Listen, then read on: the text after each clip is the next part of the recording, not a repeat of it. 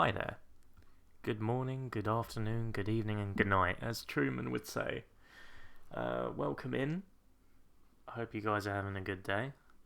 Whatever time of the day you're listening to this, whether you've just gotten up, if you're halfway through your day already, or just finishing it, I appreciate you guys tuning in and listening. I'm currently recording this on a Wednesday morning. It's fairly grey and miserable outside, but we're not going to let that affect the mood at all. So this is actually, excuse me, I am going to attempt to record this and not have any edits in here in particular, so I do apologise if my voice breaks at all. I've not very long been up at the time of recording this. This is actually the first podcast I've recorded from scratch, just purely intended to be a podcast. The podcasts so far released have been actually just audio recordings of previous YouTube videos, some of which have been the Thunderdome Film Club live streams, which I've done on there for a fair few months now. And I do want to carry on doing live streams in that fashion before, especially collaborative ones. The last collaborative one I did was with my dad, and we had a look at the film The Rover, which was really fun. So I definitely want to carry on doing it in a live stream format, but I think possibly the majority of the time it is just going to be purely in podcast form now. I think it's going to be a quicker and perhaps slightly easier way of talking about certain films and focusing on certain films in particular.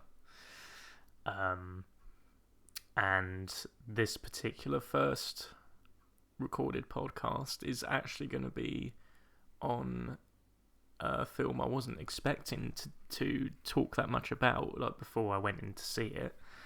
I was expecting it to be a pretty generic action thriller kind of film, and it completely surpassed expectations. Just to get it right out there, right on the bat, is that correct English? Off the bat, I think that's.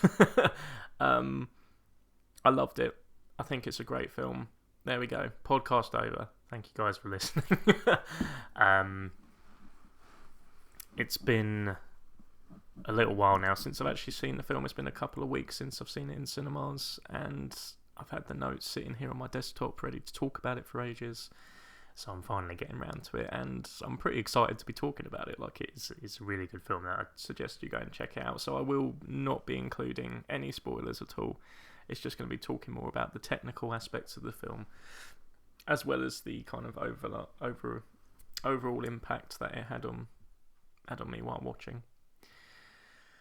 So, something I've always quite liked to do in the previous live streams as well is just to spend a bit of time talking about what I've been watching over the past few days. Of course, as this isn't a live stream, I won't be able to hear what you guys have been watching straight away, which is the only downfall of recording this just straight away as a podcast. But if you guys listen to this, I would absolutely love to hear what you've been watching recently. I'd really like to hear. So do leave a comment, whether you're listening and watching on YouTube, or if you're listening on podcast. I believe there's a comment section on. I could be wrong there. I'm not too sure if it's on Spotify and Apple Music, but if it is, please do leave a comment on there. I'll need to look into that and do some research on that. Otherwise, I am on Instagram as well, so you can always drop me a message there, and we can just chat about movies and all kind of things like that, because that's a beautiful thing to talk about. Films are life. Music's life. These things are very beautiful. So, I mean, personally, in terms of the past few days, I've actually been introduced to the comedian Bo Burnham recently through a friend, and I've been aware of Bo Burnham through his his directorial work. So when he worked on Eighth Grade, I absolutely loved that film. That was kind of my introduction to Bo Burnham. And recently, last year, I've seen him starring in Promising Young Woman as well, which he was absolutely incredible in, and a brilliant film with a amazing central performance by Carey Mulligan as well. But recently I've been watching his stand-up. In particular, started off with Make Happy, which was his second comedy special, which was absolutely hilarious. And the music is just incredible. It really reminded me of back in the days watching Tim Minchin stand-up. And that's definitely, that's high praise. But in particular, what I really wanted to just mention about Bo Burnham is, of course, his third Netflix special, which was Inside, which is an absolutely incredible film. I was quite speechless thinking about it afterwards, and I'm still not entirely sure how I can articulate the feelings I had watching that film. And I'm very late to the party with Bo Burnham. He's been recommended to me a fair few times, and I've only just gotten around to watching him now. So for anybody in my life who has recommended him to me before, and I'm only just getting around to it now, I do apologise it's taken me this long. But I'm very glad that I have. And I think Inside is an absolute masterpiece, and not just as a comedy special, but also just as an all-round film. It's really extremely moving. I've been listening to the soundtrack in the car every time I've been driving anywhere. It's just the Inside album. It's hilarious. It's absolutely heartbreaking. Like I'd say the final 20 minutes to half an hour is just phenomenal filmmaking. And very inspiring from a creative standpoint as well. Just the fact that he made this over the course of a year during the COVID pandemic, when the first year when it all kicked off for all of us.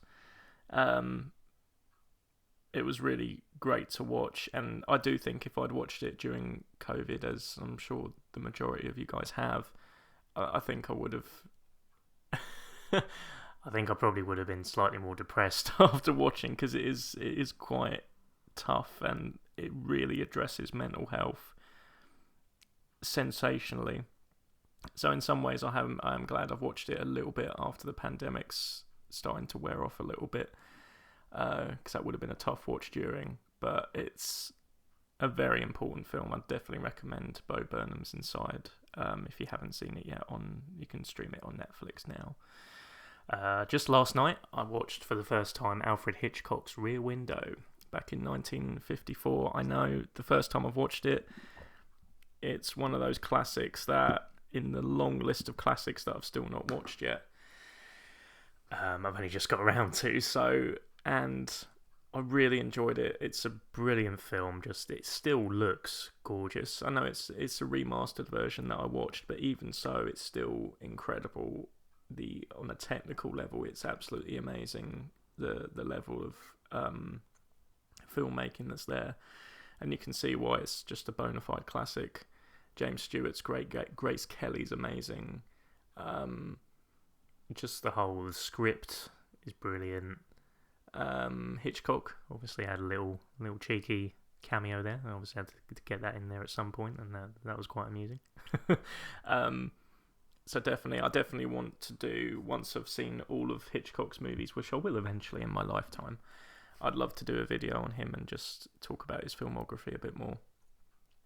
But that will be probably quite some time in the future once I've actually gotten around to, because I've only really seen a handful. I've seen Psycho, North by Northwest, Rear Window now. The Birds I remember watching a long time ago, so I need to kind of remind myself with that one. And I think that's about it, apart from Hitchcock biopics. That's the only real material I've seen related to him. So I need to do some more. I need to do some more homework there. Oh, there we go. We've already hit the 10-minute mark, and I've not even begun talking about today's main subject. Thank you guys for making it this far, if you have already. So the film we're looking at today is on a filmmaker who I'm sure even guys, even if it's blah blah blah blah blah, let me say that again. Even anyone who's not a particular cinephile will have probably heard of this filmmaker's name, and it is of course Michael Bay. Very world renowned for his explosive action antics on screen. Sorry, there's going to be quite a lot of that as I'm recording, and this is going to be hardly edited, so I'll try and stop apologising at some point as well. So Michael Bay, he was born in Los Angeles in 1965. First began his love for action through Die Hard and Raiders of the Lost Ark. He started his career behind the camera at the age of 24, starting with music videos, which would include pieces for artists such as Meatloaf, Tina Turner, the Divinyls, and Lionel Richie. And his feature-length movie debut was in 1995 with Bad Boys, starring Will Smith and Martin Lawrence. His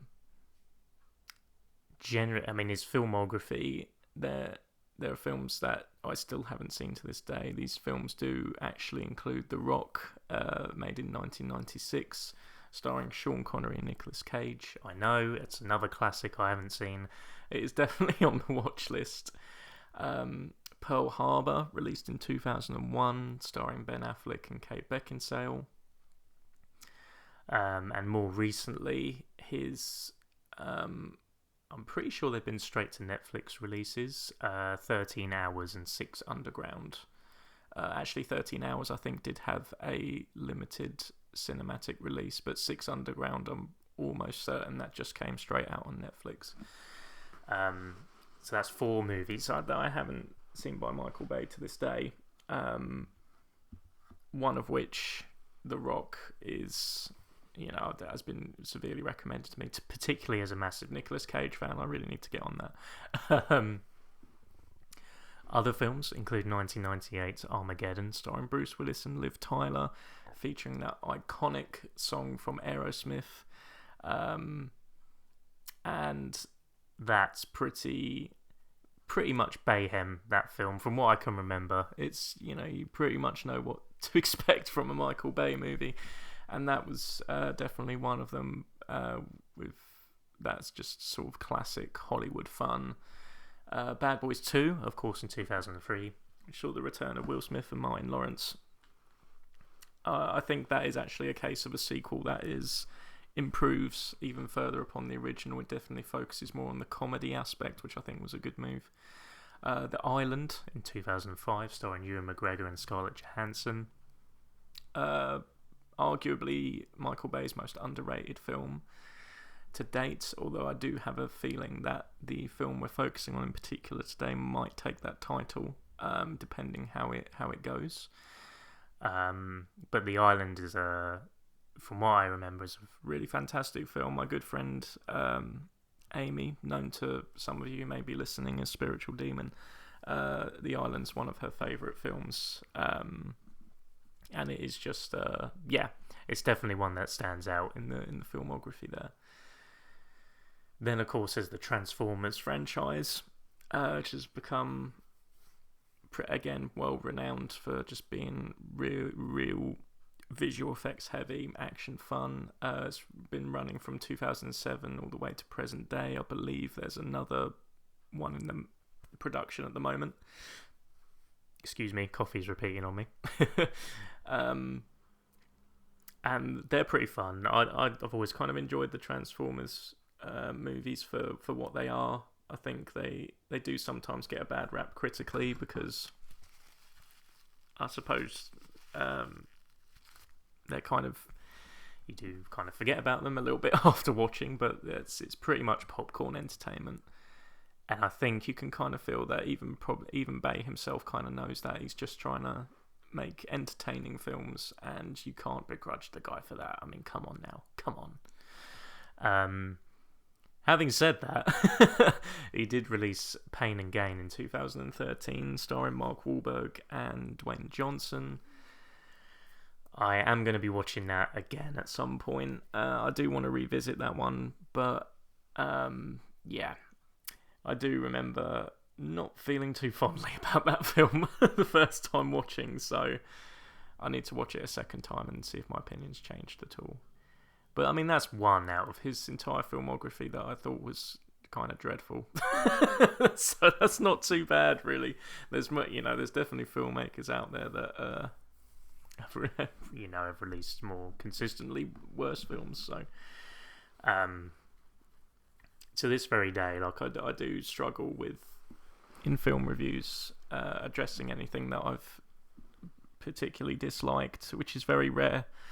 But I do struggle with it because I appreciate filmmakings are very extremely tough. The fact that these films even get distributed is just a miracle. So I do struggle with that. But I'm going to be honest. I'm going to give you guys my opinion on certain things.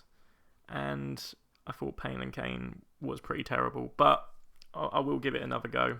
And I'm hoping that my opinion's changed, because I know Pain and Gain has pretty much a close following. Like, there's a lot of people that really stand by that film and say it's possibly even Michael Bay's best.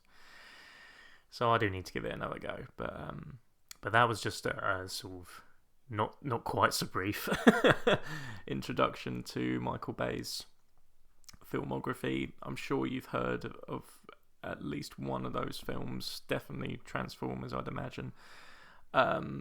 But this one in particular is a film called Ambulance, released this year, which is an action drama thriller. It's actually based on an original Danish movie called Ambulance and by Lauritz Munch Petersen. And it's essentially quite a basic plot, I suppose. I mean, according to IMDb, the basic plot is two robbers steal an ambulance after their heist goes awry, and that is pretty much what you can expect. That is pretty much the plot. But what makes this stand out, I think, in Michael Bay's entire filmography, actually, is just the pure emotion that goes into it, and the performances are second to none. I mean, I will get to those properly in a minute, but they're absolutely amazing. And the plot is extremely action-packed. You can expect all the usual Bayhem, as fans lovingly call any of his movies. It's definitely got Bayhem involved. It is ridiculously action-packed, but to the point where you're genuinely on the edge of your seat. It never gets too tiresome. The central characters, who are the Sharp brothers, so Danny Sharp and Will Sharp, played by Jake Gyllenhaal and Yahya Abdul-Mateen II, are essentially what the emotional core of the film is. Although I would actually add to that and say that Cam Thompson, played by Eiza Gonzalez, really adds to that emotional core as well. She's absolutely phenomenal in this, and I think it's her best performance to date, actually. She's been great in everything else I've seen her in as well, but this one in particular, you can just see that this is a real breakthrough role for her. I think so anyway, and I'm looking forward to seeing her in a lot more pieces to come. But before we get into the acting properly, something I did want to add. So when the film starts, the opening titles, also the credit titles, do have this real super cheesy kind of sheen to them that is very Michael Bay, and very, like, as soon as you go in and see the opening titles, you're like, yep, I know exactly what this film is going to be. This is just going to be a very popcorn, very throwaway kind of action film that's entertaining, but that's pretty much it.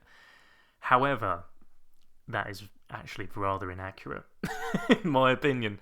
The movie definitely surprises and really delivers, and it's definitely been the most unexpectedly great film so far this year, I think, released in cinemas. As I say, back to the acting. The acting is absolutely phenomenal. Jake Gyllenhaal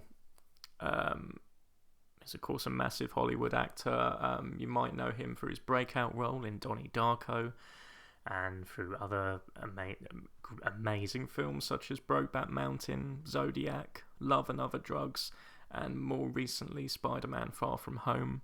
I particularly love that last movie because he brought to life Mysterio, Quentin Beck on the big screen, which I was waiting for ages. I always wanted to see that Spider-Man villain on screen, so it was really great that Jake Gyllenhaal was able to bring that to the screen. And yeah, he's always going to have a very fond place in my cinematic memory because of that. He is, without a doubt, incredible in this. As expected, when you see Jake Gyllenhaal announced in any movie, it's naturally cause for celebration and reason to get excited, because I've not seen a bad performance by him yet. He is he's quite something in this. And I think something that's also really surprising about this film is just how funny it is. It is really funny in places, and Jake Gyllenhaal is a massive part of that. He is really hilarious at times. There's this one point where I can't quite remember the line of dialogue before because I have only seen this once, but Eiza Gonzalez's character, I think, introduces herself, but Gyllenhaal's response to that is, "Oh really? Oh, I'm Daniel. Well, I go by Danny. I kind of prefer that, but I do not give a fuck." And it's just the way he delivers it. You kind of had to be there. I've kind of ruined that line now. I'm really sorry. I'm really sorry for that, anyone who hasn't seen this film. But I absolutely loved that. I was in absolute hysterics in the cinema in that scene, and there's plenty of lines like that where the level of hysteria the characters are going through just from the sheer ridiculousness of the situation they find themselves in is amazing, and it does reach those levels of comedy where it's just, you just can't help but laugh. And it's a really effective form of comic relief in the film because it does get tense. The action scenes do get extremely intense, and I think it's great to have that kind of comic relief to kind of counterbalance that, and it does do that extremely well. Yahya Abdul-Mateen II. You might know him as he broke into kind of the Hollywood spotlight through movies such as The Greatest Showman and Baywatch. I suppose in most recently, the past few years, he's been in Jordan Peele's Us, the remake of Candyman, and The Matrix Resurrections most recently. He's incredible as well. Again, the emotional core of the story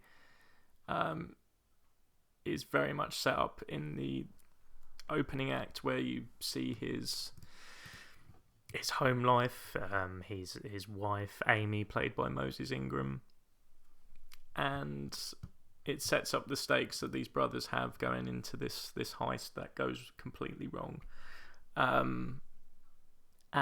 But mainly the dramatic arcs of the story are maintained and upheld during the whole time you're spent in the ambulance, getting to know these characters more, their little quirks and mannerisms, and the stakes just get higher and higher as the film goes on. Eiza Gonzalez, who of course I've already said is incredible in this. She was brought into the mainstream movie spotlight through Edgar Wright's Baby Driver. Interesting enough, just as a side note, she is also reunited in this production with Baby Driver's a camera operator on Baby Driver as well, who we will be talking about shortly. But that's just an interesting side note, that there's kind of a reconnection there from a previous production. She's also starred in Welcome to Marwen, Alita Battle Angel, Fast and Furious Hobbs and Shaw, I Care a Lot, and Godzilla vs. Kong. So she's been in plenty. Like she's completely understandably and rightly so been brought into the spotlight, and Ambulance is a great example of her real pure acting talent, and I'm really excited for her to get more dramatic roles like this that she can really sink her teeth into. All the side characters, I mean, everyone is ridiculously great in their roles. You've got where to start? I mean, you've got Jackson White as Officer Zach, who's incredible. Olivia Stambulia, apologies if I'm pronouncing that wrong, who plays a lieutenant in the film, and she's a real source of humour in the film. That's again, plenty of laugh out loud moments. A. Martinez as Pappy, which I think he is represented as I suppose as a villain of the piece, but even so, he's still represented very three-dimensionally. It could have been he's a character that could have so easily just been two-dimensional and not had much thought put into his character at all. But thanks to A. Martinez's performance and a pretty good script that does give him dialogue to sink into, you do end up actually caring for him, where perhaps not quite as much as the others, because you spend a lot more time with the central cast, but you do still understand where he's coming from on a certain perspective from his perspective, I suppose. And then of course you have characters such as Mel Gibson, and the character name is Mel Gibson, as he gets referred to as Mel Gibson quite a few times, played by Devon Chandler Long. I don't know if I said that right with Devon, but who's also again really adds to the humour of the film. You got Garrett Dillahunt as well, who plays Captain Monroe. And it was the first time I saw it, I was distracted because I thought he's got such a familiar face. So naturally, I had to do some research on the guy and see where I've seen him in before. Plenty of films. He's been in No Country for Old Men, The Assassination of Jesse James by the coward Robert Ford, Winter's Bone, Killing Them Softly, Looper, 12 Years a Slave, Widows, and most recently Army of the Dead on Netflix. This guy's been in plenty of stuff, and he's great. There's obviously a reason why he's been in so much stuff, and he's really good here as well. So performance-wise, the film's pretty much flawless there. I don't think there's a weak point there at all, actually. The film, going into it, of course, a film called Ambulance, you probably expect that there's going to be some kind of injury detail and such like that, and boy, is there injury detail. The medical gore, because it is proper medical gore. There is one nail-biting sequence in particular in the sort of halfway point in the film that involves the most effective medical gore I've seen in a fiction film for a long time. Like, it really, the audience I was sitting in at the cinema, everybody winced at the same time, and just everyone really struggled watching the screen at points, because it is very, very graphic, but completely adds to the stakes that the characters are going through, and it is a real nail-biting sequence, I think, throughout Michael Bay's filmography. And he's done some tense sequences, but this is probably the most effective, intense, thrilling sequence I've seen him do, actually. This was really something. It was really something else.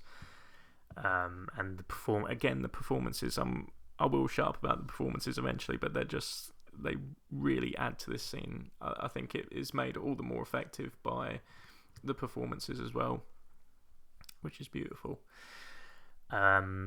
The action, of course, we need to talk about the action. It's a Bayhem movie. Naturally, it's really insane. When looking at the behind the scenes of the film, and you can feel it while you're watching, that these are real life explosions as well, but they really strive to create real explosions. I do think part of the issue, for example, with the Transformers movies, is that the CGI for the Autobots and the Decepticons do make the action sequences seem more artificial, despite there being real fire and real explosions, etc., used in the Transformers movies.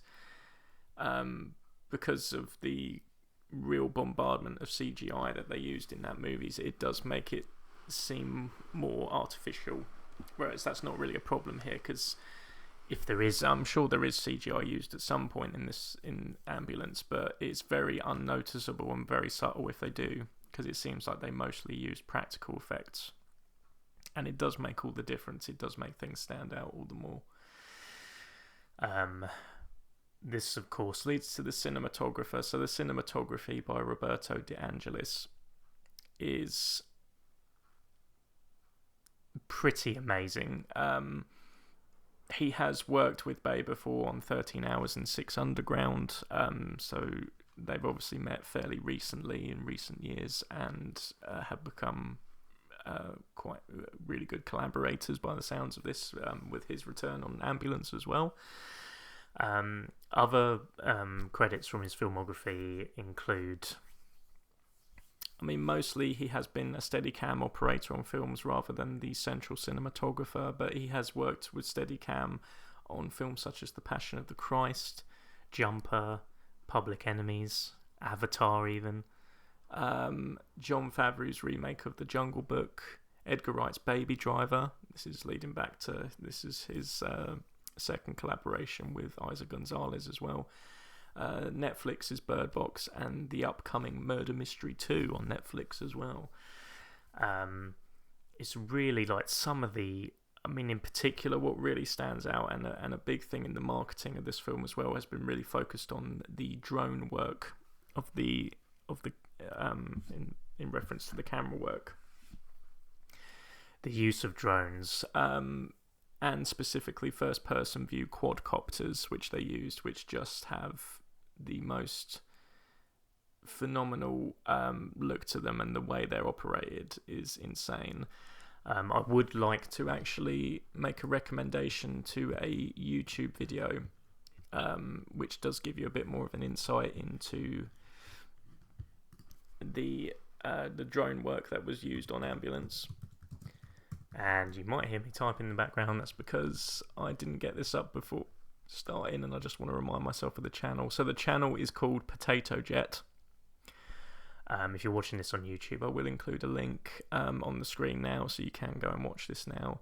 It's a really cool video. Potato Jet. It's definitely made me subscribe to them, because they seem like a really cool channel.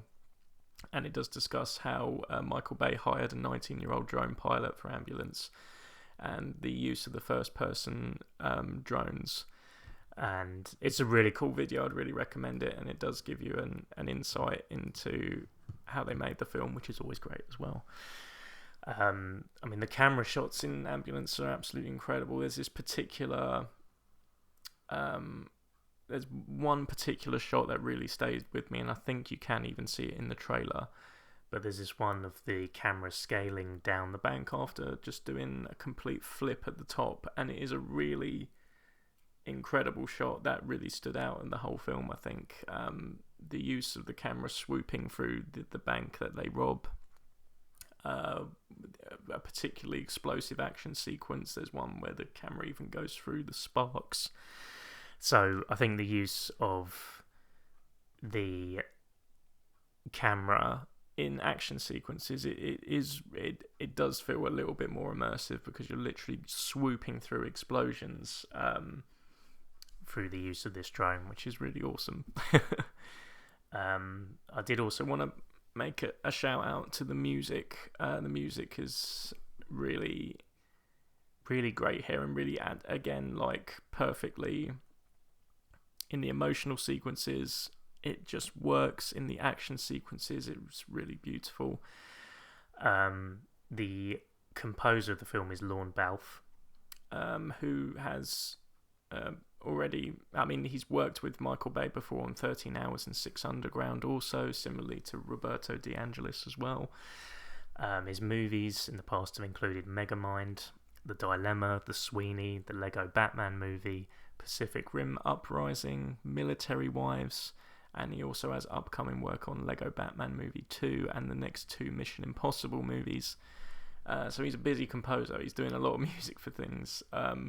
He has also had a lot of video game composing work on games such as Call of Duty Modern Warfare 2, the video game adaptation of the animated comedy western Rango, Crysis 2, Skylanders, Assassin's Creed Revelations, Assassin's Creed 3, Assassin's Creed Identity, FIFA 19, and Beyond Two Souls. And it's pretty much, he definitely does have quite a distinct style. When you look back through his work in movies and video games, you do feel kind of the epic, grand action themes that he's very good at composing, and Ambulance is definitely no exception to that.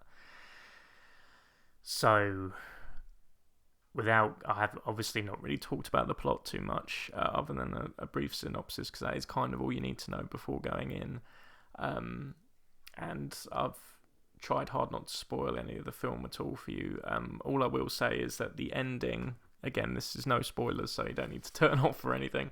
The ending is so powerful, really emotional, and proper nail-biting. I mean, I was literally on the edge of my seat, as a lot of the audience members were during the final 20 minutes or so. Brilliant, and it's really worth your time. See it on like the biggest, loudest screen you can possible, as I'm sure the filmmakers intended. In terms of anything, but I don't. There's not really much bad about the film at all. In fact, it's all good in my eyes. The only thing I would say is that perhaps there was a point in the second act of the film that there's points that it definitely feels like the adrenaline goes down a little bit, and you do find yourself wandering off at a couple of moments when there's not really a huge amount going on. So the only thing I think to make this an even more pretty perfect film would have been if it had just had a tighter edit, if it had 20 minutes cut out in the middle sort of section. I think this would have been a little more effective because of that. But that is very nitpicky, because it is still extremely effective, extremely powerful action thriller with plenty of laughs in it as well. And I would highly recommend going to see Ambulance. In terms of Michael Bay's upcoming films, he has got one in production in particular that sounds extremely interesting. Robopocalypse has been announced. The reason this particularly piqued my interest when doing some research on him is that it's written by Drew Goddard, who is a name that you might recognise as being the writer-director of The Cabin in the Woods and Bad Times at the El Royale. Both of those films I absolutely loved, so I'm really interested to just see anything that Drew Goddard works on. And the fact that he's written a film called Robopocalypse, it can count me in. And Michael Bay's going to be there to give it the extra Bayhem and the extra action flair there as well, which would be really cool. Whew, and breathe. Thank you guys so much for listening. I really appreciate it. If you've made it this far, honestly, thank you so much for listening all this way. It really, really, really means the world to me. And I will see you next time. I'm going to be trying to do this a little bit more regular. Sorry, my voice appears to be going. So I will cut this off in a second. But peace and love, my friends. Stay safe. Look after yourselves, and I will see you next time. Bye bye.